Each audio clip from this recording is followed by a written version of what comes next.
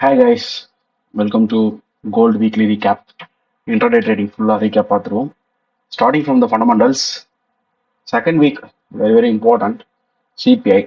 So இந்த சிபிஐன்றதுனாலே நம்மளுக்கு வந்து மார்க்கெட்டில் அந்த டியூஸ்டே வெனஸ்டே தேர்ஸ்டே நல்லா இருக்கும் சரிங்களா. மண்டே கொஞ்சம் டல்லாக இருந்தால் கூட டியூஸ்டேஸ் மேபி அந்த மார்க்கெட் அந்த நியூஸ் ரிலீஸ்க்கு அப்புறம் ஒரு மொமெண்டம் தரலாம். ஓகே, ஸோ இது வந்து செகண்ட் வீக். நான் ப்ரீவியஸ் வீடியோ நாஸ்டாக்ல வந்து இது தேர்ட் வீக்ன்ற மாதிரி சொல்லிட்டு இருக்கோம். சாரி, ஏன்னா இந்த வாட்டி 1, 2, 3ன்னு சொல்லிட்டு மார்க்கெட் டேட் ஸ்டார்ட் பண்ணுச்சு July.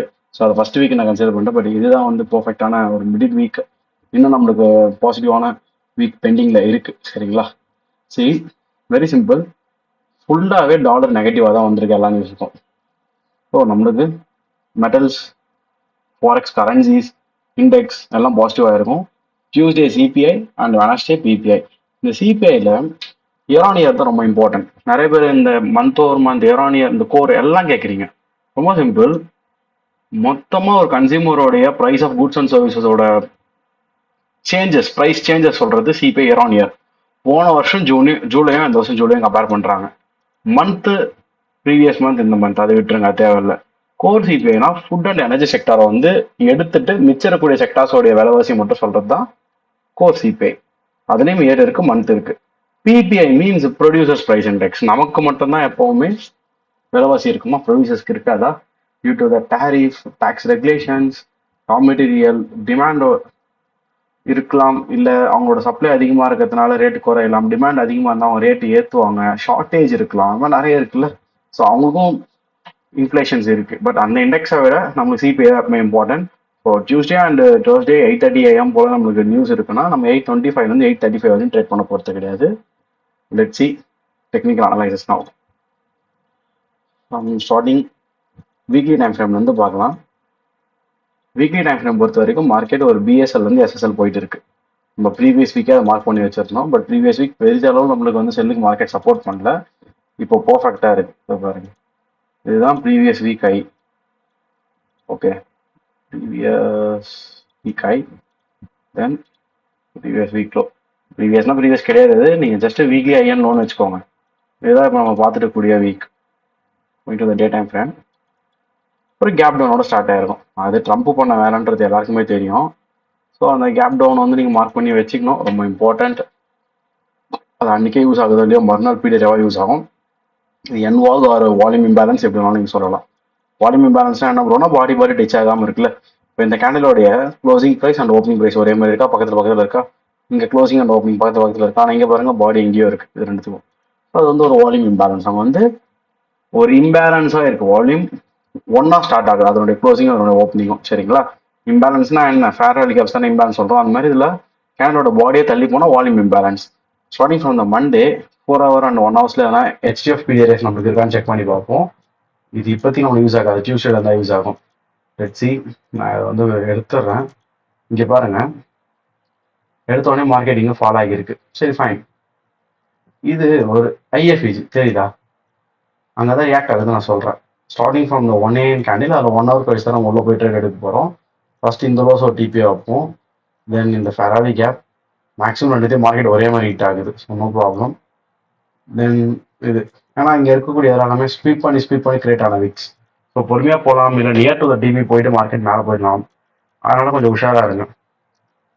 From the 1 hour time frame சரி, ஏன்னா நம்மளுக்கு பிடிஆர்எஸ் இருக்கா, இது ஓபி மாதிரி இருக்கு. பட் பிடிஆர்னு பார்த்தீங்கன்னா இங்கே ஒரு 1 hour எஃப்இஜி இருக்கு ரைட்டா.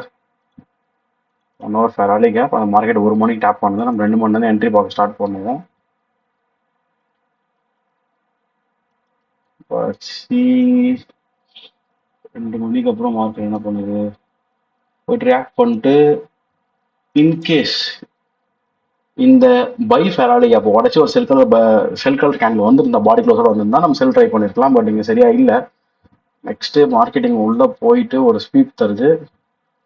அந்த ஸ்வீப் ஆல்ரெடி அங்கே கிரியேட் ஆகி இருக்கக்கூடிய செல் ஃபெராரி கேப்ல இருக்கக்கூடிய மிட்டிகேட்டட் ஐசியும் ஸ்வீப் பண்ணிருக்கு. இது கோல்டு நிறைய வாட்டி பண்ணணும்னு நான் சொல்லியிருக்கேன். எப்பவுமே அந்த மாதிரி ஆல்ரெடி ஒரு மிட்டிகேட்டட் பிடிஆர் இருக்கு, அங்கே நிறைய ஐசன் லோஸ் இருக்குன்னா அதை எடுத்தாதான் கோல்டு பர்ஃபெக்டா போகுதுன்னு அர்த்தம். ஓகே, ஸோ அதுல இருந்து உங்களுக்கு ரொம்ப கிளியரான பை எஃப்இஜி கிடைச்சிருக்கு, அது ஐஎஃப்இஜியா கன்வெர்ட் ஆயிடுச்சு. சரிங்களா? From the kill zone 8 o'clock, okay 8:45 market அங்கே ட்ரிகர் ஆகுது. இங்கே தான் நான் சொன்ன விஷயம் நடக்கல. ஆல்ரெடி இங்கே மார்க்கெட் டேப் ஆகிருக்குல்ல, அது திருப்பி போய் ஸ்வீப் பண்ண பார்த்தா பட் ஸ்வீப் ஆகல. இருந்தாலும் இந்த என்ட்ரி நம்ம எழுத தான் போகிறோம். எதனாலன்னு கேட்டிங்கன்னா கில் ஜோன் நியூயார்க் பர்ஃபெக்டாக இருக்கும். ஆல்ரெடி இங்கே பிஎஸ்எல் அன்ட்டு லிக்விடிட்டி பெண்டிங்கும் கூட. Okay, so 4.5 are good TP within 10:45 to 10:15. Okay, 8:45 to 10:15 macros, 2 macros மேலே ட்ராவல் பண்ணியிருக்கோம். மார்க்கெட் கரெக்டாக முடிச்சு கொடுத்தாச்சு. இதுதான் நம்மளுடைய Monday entry. Okay, then Tuesday CPI அன்னைக்கு நீங்கள் ட்ரேட் எப்படி இருந்தாலும் சிபிஐ முடிஞ்ச அப்புறம் தான் பண்ணணும், அதுக்கு முன்னாடி பண்ணக்கூடாது. சிபிஐ என்எஃப்பி இருக்குன்னா லண்டன் செஷன் ஏ செஷன் பண்ணாதீங்க, நியூஸ் ரிலீஸ் ஆன பிறகு பண்ணுங்க. இதே எஃப்ஓஎம்சி இருக்குன்னா அன்றைக்கி டே ஃபுல்லாக அவாய்ட் பண்ணுறாங்க, மறுநாள் வந்து ட்ரேட் பண்ணுங்க. இப்போ நான் மார்க் பண்ண போகிறது வால்யூம் இம்பேலன்ஸ் இந்த டே time frame using as the fair value gap, sell fair value gap. Tuesday 4 hours பாருங்க, மார்க்கெட்டிங்க ஒரு ஸ்வீப் கொடுத்துருக்கு. இதெல்லாம் உங்களுக்கு தெரிஞ்சிடும், நீங்கள் 1 மணிக்கு உள்ள தானே வரீங்க, அதுக்குள்ளே இங்கே 2 4 hour முடிஞ்சிடும். we don't know this, but இந்த லைன் எதுக்குன்னு தெரிஞ்சுக்கோங்க. இது 4 hour fair value gap. Marketing react ஆகிட்டு தான் இருக்குது. இதுலேயும் பாருங்க 4 hour fair value gap. அப்போ லேட்டஸ்ட்டாக வச்ச 4 hour fair value gap அவன் தொட்டுட்டு தான் போகிறான். 1H and price already into the inversion fair value gap. 15 minute 15 மினிட்ல 4 hour உடச்சிட்டு எப்படி இருந்தாலும் சிஆர்டி மாதிரி ஒரு ஓபி வச்சிருக்கணும். அது இதுதான். ஏன்னா இந்த பிளாக் கலர் கேண்டில் தான் மார்க்கெட் தாண்டி ஒரு பை கலர் கேண்டில் வாங்கி கொடுத்து திருப்பி தொட்டுருக்கு இந்த இடத்துல. ஓகே, கரெக்டாக 8:30 நியூஸ் ரிலீஸ் ஆகுதா, எக்ஸாக்ட்லி அங்கே ஒரு குட்டி ஃபேர் வேல்யூ கேப் இருக்கா, தொட்டு கிளம்புறான். 8:15 ட்ரிகர் ஆகுது. பட் நியூஸ் ட்ரேடிங் ஆகிடுது, வேண்டாம். ஓகே, செம்ம ட்ரேடு, டேரெக்டாக திருப்பி அடிச்சிட்டான். டே டைம் ஃப்ரேம் ஐஆர்எல் இல்லை, வால்யூம் இம்பேலன்ஸில் போய் ட்ராக் பண்ணியாச்சு. அதுக்கப்புறம் ட்ரேட் கிடையாது, அவ்வளோதான், கன்சல்டேஷன் ஆயிடுச்சு. So Tuesday no trades. Coming back to day time frame, Wednesday பற்றி பார்ப்போம். வெனஸ்டே மார்க்கெட் அங்கே எடுத்தோடனே போச்சான்றதை நம்ம பார்க்கணும். ஏன்னா அங்கே வந்து ஸ்டார்ட் ஆகிருந்தா நம்ம ஒரு செல் ட்ரேட் எதனா வந்து பிடிச்சிருக்கலாம். See mark previous day high and previous day low.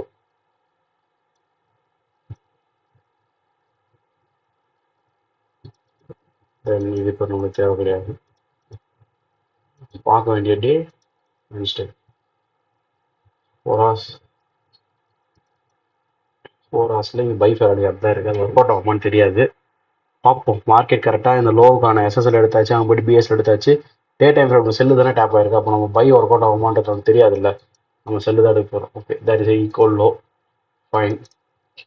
இது பாருங்க 1 hour செல் ஃபேர் வேல்யூ கேப் இருக்கா, அதை தான் நீங்கள் என்ட்ரி எடுக்க போகிறீங்க.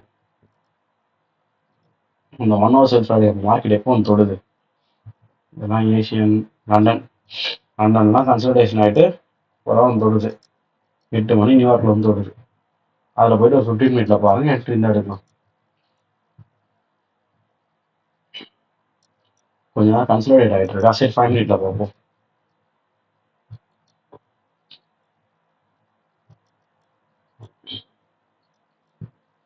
ஃபைவ் மினிட்ல சூப்பராக வச்சிருக்காங்க ஃபேர் வேல்யூ கேப்.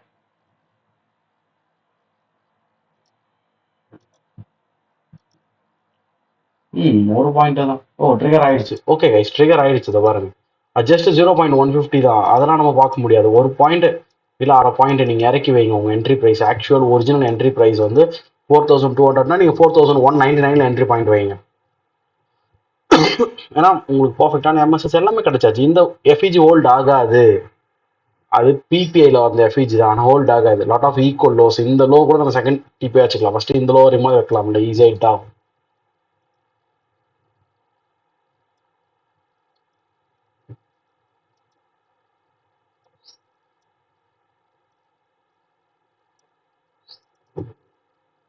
பாருங்க, இது வரையும் வச்சிங்கன்னா 7.5 ஆர்ஆர் நம்ம இந்த ஈக்குவல் வரையும் வைக்கிறோம். இது 6 ஆர்ஆர் தான் வருது. நம்ம ஹோல்ட் பண்ணுறோன்னு வச்சுக்கோங்களேன். தயவு செஞ்சு அட்லீஸ்ட் நான் என்ன சொல்லியிருக்கேன், ஒரு 5 அபோவ் போகுது, ஒரு 8 ஆர்ஆர் கூட ட்ரேட் கிடைக்குதுன்னா 5 ஆர்ஆரில் ஒரு பார்ஷியலை புக் பண்ணுங்கன்னு இருக்கேன். வாஷில் புக் பண்ணிட்டு நீங்கள் ஹோல்ட் பண்ணிங்கன்னா கூட ரிமைனிங் இந்த ஃபெராலி கேப் ஃபெயிலியர் ஆகும்போது நீங்கள் வெளியே வந்துருக்கலாம். ஏன்னா அது வரைக்கும் மார்க்கெட் வீக் கொடுக்கும்னு சொல்லிட்டு வெயிட் பண்ணால் ஒரு ரிமைனிங் பொசிஷன் 3.5 ஹவரில் வெளியே வந்திருப்பீங்க. ஸோ மண்டே ஒரு 4 ஹவர் இங்கே ஒரு 6 ஹவர்னா ஏன்னா ஃபார் த வீக்கில் செம்ம ப்ராஃபிட்ஸில் ஈவன் நம்ம நியூஸஸ் ரெண்டுமே கடந்தும் எடுத்திருக்கோம். Okay, then looking for another day. உங்களுக்கு வந்து பை டேவாக முடிஞ்சிருச்சு. அதை பற்றி பார்ப்போம். லன்ச் பார்த்தாச்சு. டியூஸ்டே சிஆர்டி மாதிரி இருக்கா?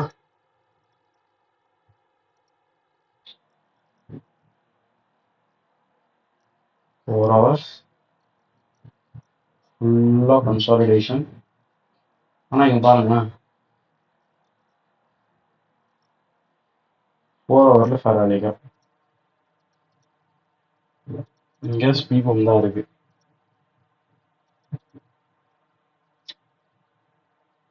ஆக்சுவலி வெனஸ்டே மார்க்கெட் பார்க்கலன்னு நினைக்கிறேன். டியூஸ்டே தான் பார்த்துருப்போம். சாரி, டியூஸ்டே தான் பார்த்துருப்போம். வெனஸ்டே பார்த்தோமா? ஓகே, இதுதான் வெனஸ்டே. மார்க்கெட் போய் நாங்கள் ரிகர் ஆச்சு. ஆமாம், வெனஸ்டே பார்த்தாச்சு. டியூஸ்டே ஓகே, டியூஸ்டே சிபிஐ அதான் ட்ரேட் இல்லைன்னு சொல்கிறோம். வெனஸ்டே பார்த்தாச்சு. சாரி கைஸ், நான் கன்ஃபியூஸ் ஆகிட்டேன். இதில் பாருங்கண்ணா 4 ஹவர் செல் ஃபெராலி கேப் மார்க் பண்ணியிருக்கேன்னா 1 ஹவர்லேயும் இங்கே ஃபெராலி கேப் இருக்குது. 4 ஹவர் 1 ஹவர் ரெண்டுத்துலேயே இருக்குது. மேலே இருக்க ஃபெராலி கேப் உங்களுக்கு டேப் ஆனோட பரவாயில்ல. ஐஎஃப்இஜி ஆர்டர் ப்ரோவில் ஆல்ரெடி மார்க்கெட் கொடுத்தாச்சு. எப்படி ப்ரோன்னு கேட்டிங்கன்னா இங்கே இருக்கக்கூடிய பை ஃபெராலி கேப்பை மார்க்கெட் சில் கேண்டில் கொடுத்து உடச்சிட்டு அகைன் அதை போய் தொட்டிருக்கு. அங்கேருந்து கிரியேட் ஆன ஃபெராலி கேப்பை தான் மார்க்கெட் அகைன் இங்கே தொட்டிருக்கு. ஓகே, 1 ஹவர் செல் ஃபெராலி கேப் எக்ஸாக்ட்லி டைம் 7 o'clock ஐ ஸ்விஃப்ட் ஆயிருக்கு. பக்கா 15 minute time frame. Maybe accumulation manipulation distribution தான். 5 minute பார்ப்போம். இயர்லி என்ட்ரி அடிச்சா ரொம்ப நல்லா இருக்கும். நான் டர்ஸ்டே தானே, டர்ஸ்டே நம்மளுக்கு எந்த நியூஸும் கிடையாது. என்ன கிடைக்குது? ஐஎஃப்இஜியில் எஃப்இஜி இருக்குது. எஃப்இஜி வந்து எவ்வளோ கிட்டத்தில் போயிட்டு மார்க்கெட் மிஸ் பண்ணியிருக்காருன்னா ஒரு பாயிண்ட்னா நீங்கள் ஒரு பாயிண்ட் இறக்கி வச்சுதான் உங்களுக்கு என்ட்ரி. அப்படிலாம் உங்களுக்கு என்ட்ரி கிடையாது. வேற எங்கே போகிற என்ட்ரினா இந்த ஐஎஃப்இஜியில் தான் என்ட்ரி இருக்குது. அப்படிதான் எங்கள் மார்க்கெட் கொடுத்துருக்கு. ஆர்எல்ஸ் இருங்க ஓபி. ஓகே, இது பர்ஃபெக்ட் என்ட்ரி பக்கா. 15 minute எதனா என்ட்ரி மாடல் இருக்கா? ரெண்டுமே பார்த்துட்டே இருக்கணும் சரிங்களா? 5-15 ரெண்டுமே தேடுங்க. 15 minute 5 minute பக்கா. 5 minute ஒன்றும் ஒரு பாயிண்ட் நீங்கள் இறக்கி போட்டு தான் உங்களுக்கு ஈஸியாக கிடைச்சிருக்கும். அப்படி இல்லைன்னா ஓபி, சூப்பர் ஓபி. எதுக்கு ப்ரோ இந்த என்ட்ரியில் வந்து அசால்ட்டா என்னதான் இவ்வளோ பெரிய ரிஜெக்ஷன் தான் எடுக்கிறீங்க? பெண்டிங் லிக்விடிட்டி ஆல்ரெடி முந்தானத்தை திருப்பி அடிக்கல, இதுவும் பெண்டிங் தான். ஸோ அது போதும் தாராளமா.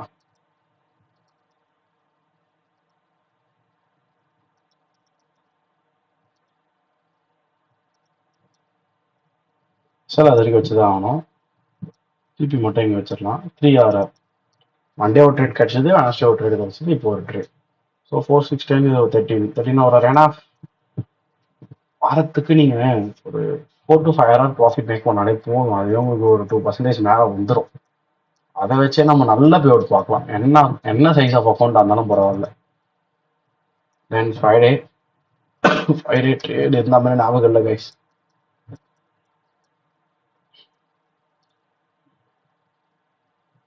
Previous day high and previous day low very important. நான் இந்த டர்ஸ்டேக்கே இங்கே மார்க் பண்ணிட்டு போயிருக்கணும். ஈஸியாக டே லோ எடுத்துருக்கு டார்கெட். அதான் நம்மளே வச்சுருந்துருப்போம் லோவர் டைம் ஃப்ரேமில். ஹையர் டைம் ஃப்ரேமில் மார்க் பண்ணாதனால தெரிஞ்சிருக்காது. இது ப்ரீவியஸ் டே ஹை. தென் 4 hour டைம் ஃப்ரேம். வேற லெவல் கன்சல்டேஷன்.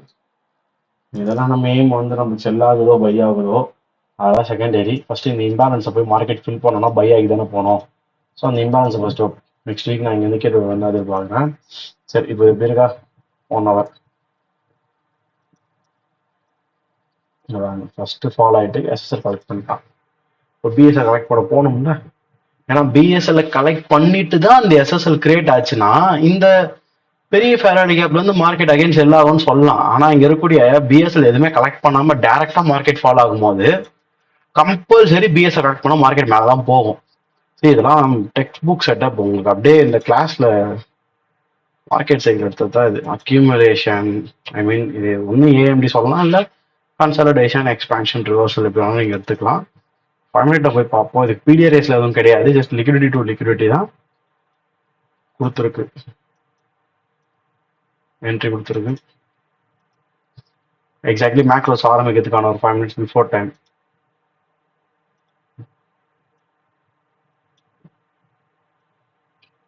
அவ்வளோதான் கைஸ், 2 hours. ரொம்ப டைம் ஆயிடுச்சோ? இல்லை, 11:45 ஹிட் ஆயிடுச்சு, அப்போ ஓகே தான். மேக்ரோ டு மேக்ரோ 2 மணி நேரம் ஆயிருக்கு. 9:45 to 11:45 எனஃப். சி நம்மளுக்கு டியூஸ்டே மட்டும் தான் என்ட்ரி கிடையாது, மண்டேவும் நல்ல செல் என்ட்ரி, டியூஸ்டே நியூஸ்ல போயிடுச்சு, and Wednesday also good entry, Thursday and Friday எல்லா நாளும் நம்மளுக்கு என்ட்ரி கிடைச்சிருக்கு. இதுல நீங்க எதை எக்ஸிக்யூட் பண்ணியிருந்தாலும் 15 hours கிட்ட என்ட்ரி கிடைச்சிருக்கு. நீங்க எதை எக்ஸிக்யூட் பண்ணியிருந்தாலும் அபோவ் 4 to 5 hours பெர் வீக்ன்ற டார்கெட் வந்து தாண்டிட்டு இருப்பீங்க. அது போதும் கைஸ். நீங்க ஃபியூச்சர்ஸ்ல போயிட்டு நீங்க ஜிசி பண்ணுங்க, எம்ஜிசி பண்ணுங்க, இல்லை ஃபண்டிங் கேபிட்டல் வந்து ஃபாரெக்ஸ்ல எடுத்து பண்ணுங்க, எதெல்லாம் பண்ணாலும் சரி, தாராளமா பெர் வீக்குக்கு 2 2 hour ட்ரேடோ இல்லை 2 3 hour ட்ரேடோ, அது உங்க திறமை. என்னை பொறுத்த வரைக்கும் 4 hour 2 2 hour கிடைச்சா கூட போதும். $500 ரிஸ்க், $1000 ப்ராஃபிட், $2000 பெர் வீக்குன்றது 2% ஆஃப் 100K. ஏன்னா நீங்க அதுவே 10K அக்கௌண்ட் கூட எடுத்துக்கோங்க, $200. ஸோ உங்களுக்கு 4 வீக் பார்த்தீங்கன்னா 800. அதே ஒரு ஆவரேஜிங் பண்ணி ஒரு 600 to 500 கிடைச்சா கூட போதும் இல்லை, ரிலாக்ஸ்டா இருக்கலாம். At end of the week நீங்க முடிக்க வேண்டியது 2 and 2 hour ட்ரேட். அது ஈஸி தான், முடியாமலாம் கிடையாது. ஓகே, ரிஸ்க் மேனேஜ்மெண்ட் ஃபாலோ பண்ணுங்க. டைனாமிக் கான்ட்ராக்ட் செக்ஷன் ட்ரை பண்ணாதீங்க, அதாவது சேஞ்ச் பண்ணிட்டே இருக்காங்க லாட் சைஸை, கான்ஸ்டன்டா யூஸ் பண்ணுங்க. இந்த அதிகமாக வந்து வின்னிங் பண்ணும்போது ப்ராஃபிட் லாட் ஏற்றணும், லவ்ஸ் பண்ணும்போது குறைக்கணும் அப்படின்றது எடுத்தோன்னே தெரியாது எக்ஸ்பீரியன்ஸ்ல. ஒரே ஸ்டாண்டர்ட் ரிஸ்க் நீங்க எடுங்க. ஓகே, நீங்க பண்ணக்கூடிய ட்ரேடிங்கை டெய்லி ஜேர்னல் எடுத்து வச்சுட்டு அதுல இருந்து உங்களுக்கு எதனா புரியுதான்றது எழுதியாவது வைங்க, வாரத்துல ஒரு வாட்டி. அதை நெக்ஸ்ட் வீக்ல இம்ப்ளிமெண்ட் பண்ணணும்னு. ஒன்று எதனா தப்பு பண்ணினா அதை அவாய்ட் பண்ணணும்னு எழுதுங்க. ஏன்னா இம்ப்ரூவ்மெண்ட் பண்ணிருக்கீங்கன்னா இது நல்லா இம்ப்ரூவ்மெண்ட் பண்ணணும், அப்படி பண்ண வேண்டியது என்ன தெரிஞ்சாலும் அதையும் எழுதி வச்சு பண்ணிடுங்க. Okay, back testing and journal very very important guys. Follow the risk management. Next week, third week நல்லாவே இருக்கும், நான் நிறையவே எதிர்பார்க்குறேன் மார்க்கெட்ல. Will see on the next section. Thank you.